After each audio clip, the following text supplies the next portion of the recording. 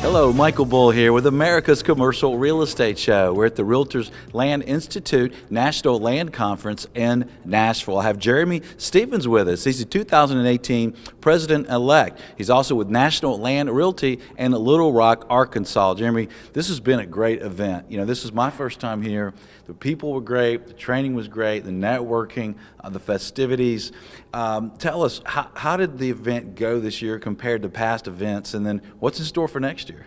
You know, this year, Michael, the event, we had a 35% growth this year, so it's been phenomenal. Everyone I've spoken to has been just greatly elated with everything we've done, from all the sessions with you kicking us off, all the way through the training sessions. We're wrapping it up today with some economic speakers, economists, so we're just tickled to have what we've had accomplished. So looking forward to next year. Next year we'll be in Albuquerque, New Mexico for our 75th anniversary. Wow, so that's going to be another big one. It's going to be another big one. Going to be a little bit different setting. You know, here in downtown Nashville, a little more urban. We're going to a resort in Albuquerque, so probably a little more laid back resort. But you know, we've done it before in another area, and it was very successful. So we're looking forward to doing it again.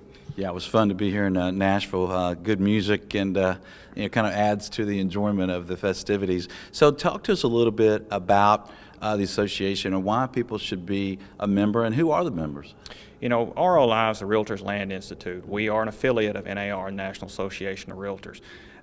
We have a designation, it's called the ALC, which is Accredited Land Consultant. Our members are brokers from coast to coast, border to border, land brokers, and they broker farmland, agricultural, timberland, development land. So anything to do with land, you know, we want them to be part of our organization.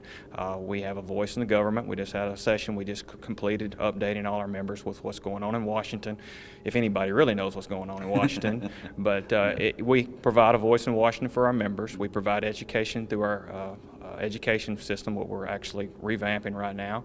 And then we have networking, like events like this with the networking. And I meet people every time I come to this. I always take 2 or 3 deals away every year, so it's always just a phenomenal experience. Yeah, that's great. And you guys had that deal-making session. So tell us more about the ALC designation. What does it take to get it, and what does it mean for the folks who have it?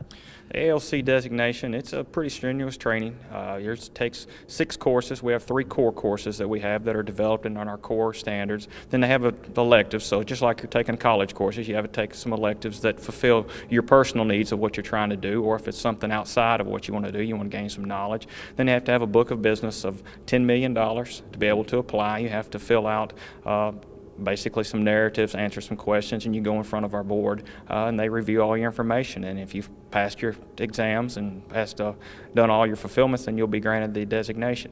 What it means to be is to be part of a group that are the best of the best. I mean, the ALCs, we always consider they have the knowledge, they have the training, they have the experience. That's the go-to person when a buyer, seller, investor is looking to buy or sell land.